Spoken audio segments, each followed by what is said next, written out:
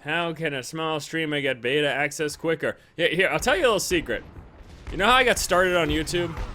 Covering the shit out of StarCraft once I had access. Now, if you don't have access, you could also just cover the shit out of a game with what footage is available. You know how I got to be, prior to launch, the biggest, most watched Diablo 3 YouTuber? It's simple. I cover the shit out of the game with what was available. And then that makes the company notice you. And then that gives you access. Now, unfortunately, you're a little late to the party for this game because you didn't cover it prior to the beta starting. But that doesn't mean that you still couldn't get access in future waves if you become, if you show the company, because you can always get access randomly just like any other person. But if you want to get like preferred access or guaranteed access, there has to be a reason that the company is going to give it to you. So people will say shit like, well, Force, the only reason you got in was because you're a streamer. Yes, but what you're basically saying is the only reason you got in is because you've dedicated the past 5 fucking years of your life to covering Blizzard games. I can't believe they let you in. The past 5 years of my life, I've basically been marketing for Blizzard. Now, it's not what my goal is. My goal is I like playing Blizzard games, and I cover them, and I get paid for it because it gets views. That's my end goal. But the symbiotic outcome of that, the symbiotic relationship that presents itself, is that Blizzard gets a ton of marketing at the same time. But all I'm thinking about is, hey, I love playing X game, Y game, whatever, and if I cover it too, I can make some money, and this can be my full-time profession, and that means I can put out better quality stuff, etc., etc., etc. But there's always a rhyme and reason behind things. It's not, you know, there's a reason people are. Come on, just use your head. I didn't start off with 400,000 subs. I didn't start off with shit. Fucking A.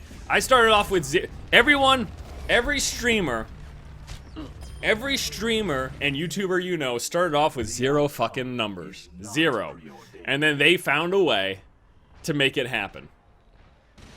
And it wasn't just, it's not like, it's very rarely the case that whoever you see that's popular made it happen because they got some secret back deal thing happen.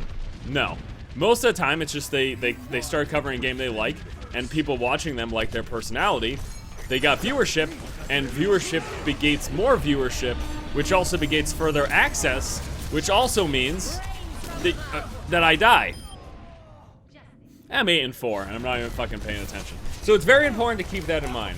I think that a lot of people, and I'm not just talking about streaming and YouTube here, and I find myself doing it at times as well, because I would like to be more successful than I am. You know, YouTube ad money is pretty shit this year. It's actually, real talk here, YouTube ad revenue is so bad this year, I'm making less than half of what I made last year. It's tight, but we're still doing all right. But it's not, you know what I mean? It's not amazing. It's not like the best thing in the world. But it's good enough. We're making do. But ad revenue is so bad right now. It's so bad on YouTube. It's just really, really bad. So the reason I'm saying that is because there are still aspects that I'd like to improve in. There's still things I'd like to do better, obviously get more views, but I also have been, over the past few months on my YouTube channel, I've been putting more effort into videos. Not every single video, because, you know, you can spend 5 days making one video and have it really well edited, or you can spend 3 to 4 hours and do 2 or 3 videos a day, which is typically what I end up doing, like 2 to 3 hours of video, depending on the type of video, what it is, and whatever.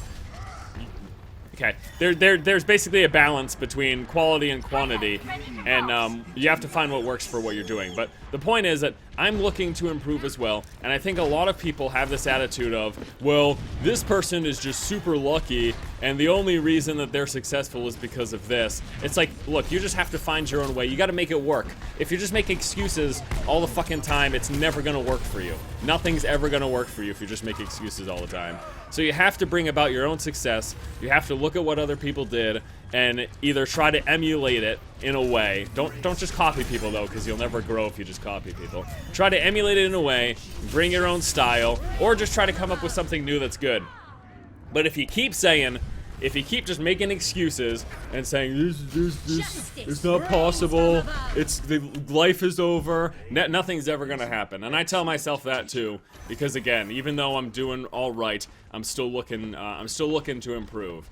And I really sometimes, and I'm not going off on the person who asked that question. I'm just sort of expressing things that I've thought about, and yeah, something I just want to share. I don't fucking know. I should pay attention to the game though.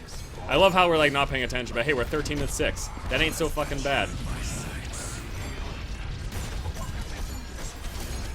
Oh, you got me in your sights, you little piece of shit? I get you in my sights. What do you think of that?